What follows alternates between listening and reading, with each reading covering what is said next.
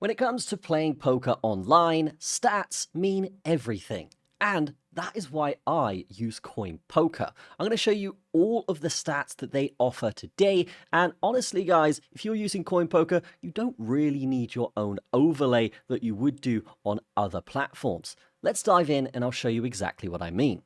So for demonstration purposes here, guys, what we're going to do is go into a 1 cent, 2 cent lobby. And instead of having to pick a table here, what I love about CoinPoker is we can just go ahead and press quick join.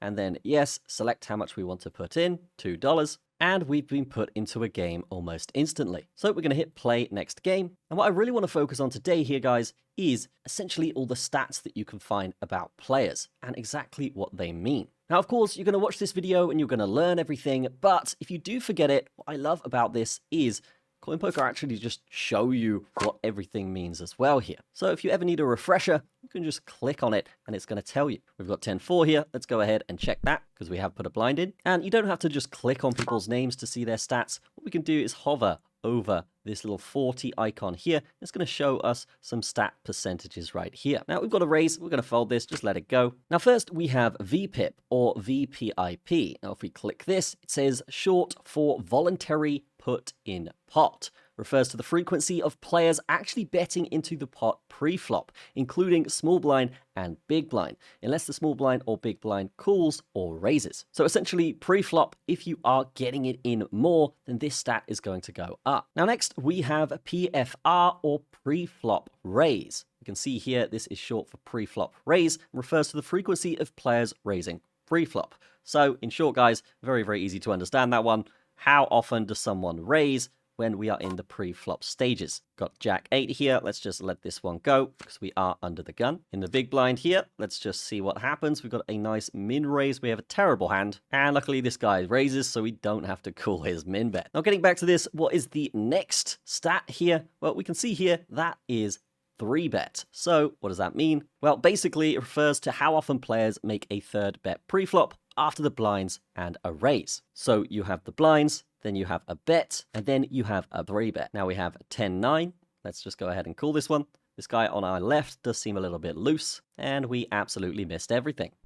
So here, when these guys bet and then call, that's going to be affecting all of their stats behind the scenes here and their percentages. And what I love about this is we can go ahead and change that to different time periods. So maybe people change their play styles, or maybe it's something that they do more often or frequently. And if you want more data just overall about someone's gameplay, go to lifetime. You're going to see better stats here. King 5 on the button. I am going to raise just for the fun of it, as it's only 5 cents. Guy raises here. So this is a good example here. So he's raised to our bet with a 3-bet. What's his 3-bet percentage? Only 7% here. So let's go to lifetime, see if that changes. No, it doesn't. Okay. So what I think here is he's probably quite strong. Let's just let this one go. And this is how you can use these stats to determine how you react to a certain player. So let's just walk through this again. We've got VPIP, we've got pre-flop raise, 3-bet, and the next one is fold to 3-bet. So if someone 3-bets you and you fold a lot, well, basically that's going to be reflected in your stats, and people could potentially take advantage of that. Next, we have C-bet. So what is a C-bet? A C-bet is short for continuation bet. It refers to how often players continue betting on the flop after raising pre-flop. So let's say I have a great hand here, which actually I don't have a terrible hand, pretty bad for cash. But this guy, for example, I'm actually going to let this one go. But this guy, for example, if he raises here like he's done, and then the flop comes, and then he opens again, then, well, that basically means that that would be a C-bet, and that's going to reflect his C-bet stats here. You can see he does C-bet 78% of the time. Now, just like we had fold to 3-bet, we also have fold to C-bet. So just like that, yes, if somebody C-bets and you fold on the flop, then that basically will reflect the stat here. So you can use all of these stats together and really get an idea of how good a player is, where their weaknesses are, and what percentages you should be looking for. Next, we have steal. So steal is the percentage of the time a player raises from the cutoff or the small blind pre-flop when the pot is unopened. So essentially, players in position raising. So we've got the dealer button here. If someone raises there, or this guy raises into me here without any action, then that would go as a steal on the stats. I think we are just going to get into this hand. This guy does have 33% steal, so yeah, that's pretty high when you do consider it. We have hit bottom pair here. Let's go ahead and check. Let's see if he does c-bet. How often does he c-bet? 69%. So we should be expecting a c-bet here. Let's see. And there it is, a c-bet. I think we can call this. And then we have a 5 on the turn. So let's see if there are any stats here we can find. A check raise would be the next one that we can look at. Let's go ahead and check here.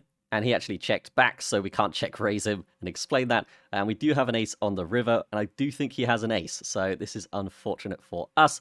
But we are going to go and rep the flush as well here. So let's go ahead and raise this. And he folds, and we take it down.